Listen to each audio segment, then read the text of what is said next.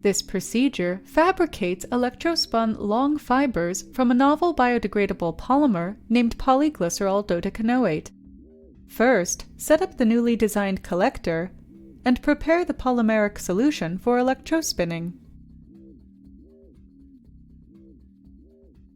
Using a syringe and pump, deliver the solution to the collector.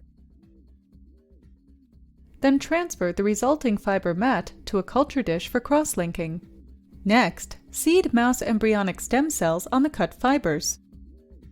Ultimately, results can demonstrate that the mouse embryonic stem cells can survive and differentiate into neural cells on the fiber scaffolds.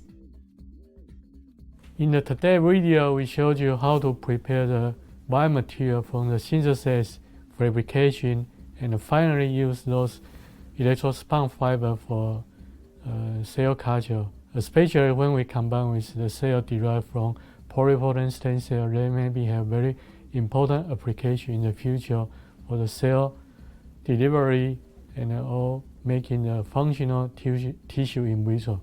Today, Daisy will demonstrate the whole procedure for you.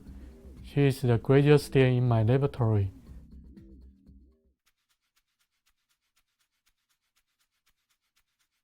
Cut aluminum foil into a rectangular piece.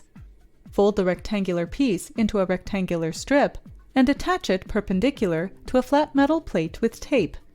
The length of the strip depends on the size of the fiber mat needed.